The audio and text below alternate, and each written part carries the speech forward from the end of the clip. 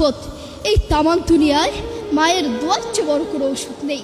এই পুরো দুনিয়ায় মায়ের দোয়ার চেয়ে বড় কোনো ওষুধ নেই। আপনার জ্বর হয়েছে, মায়ের কাছে দোয়া চান। আপনার মাথা ব্যথা করছে, মায়ের কাছে দোয়া চান। পেটে ব্যথা করছে, মায়ের কাছে দোয়া চান। শরীর খারাপ লাগছে, মায়ের কাছে দোয়া চান। বড় রোগ হয়েছে, মায়ের কাছে দোয়া চান। বড় ক্যান্সার হয়েছে, মায়ের কাছে দোয়া চান।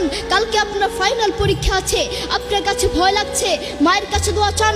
মনে রাখবেন, বন্দুকের গুলি মিস হতে পারে, কিন্তু মায়ের দোয়া মিস হতে পারে না। মায়ের দোয়া কখনো মিস হতে পারে না।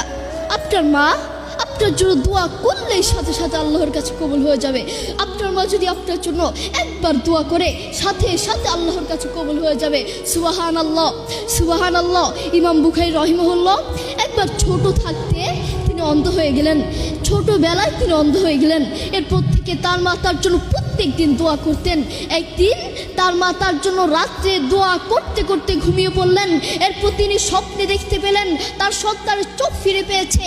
এরপর তিনি ঘুম থেকে উঠে সন্তানের কাছে গিয়ে দেখলেন সত্যই তার সন্তানের চোখ ফিরে পেয়েছে। সুবহানাল্লাহ। দেখেছেন মায়ের দোয়ার কত পাওয়ার, মায়ের দোয়ার কত পাওয়ার। আপনার মা আপনাকে সব থেকে বেশি ভালোবাসেন। প্রত্যেক মা তার সন্তানকে সব থেকে বেশি ভালোবাসেন। নিজের জীবন পর্যন্ত দিয়ে দিতে চান, নিজের জীবন হারাতে চান, নিজের জীবনের চেয়েও সন্তানকে বেশি ভালোবাসেন। বিশ্বাস হয় না? তার একটা সত্য দৃষ্টান্ত দিলে হয়তো আপনারা বুঝতে পারবেন। এই ঘটনাটি আমার দাদা আমার বাবাকে বলেছিল। একবার বাংলাদেশে প্রচুর ঝড় হয়েছিল, ঝড় তুফান হয়েছিল। ঝড় তুফানের কারণে মানুষের ঘরে পর্যন্ত পানি উঠে গেল। তখন আমার দাদা নিজের জীবন বাঁচানোর জন্য একটি গাছের উপর উঠলেন। তখন আমার দাদা দেখতে পেলেন একজন মহিলা তার ছোট্ট একটা সন্তান নিয়ে একটি ঘরের টিনের উপর উঠলেন। তিনি তো আর গাছ উঠতে পারেন না, তাই একটি ঘরের টিনের উপর উঠলেন।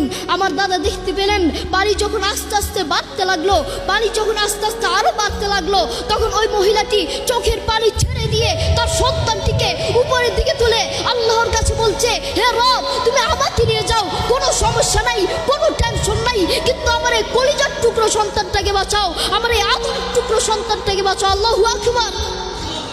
দেখেছেন আপনার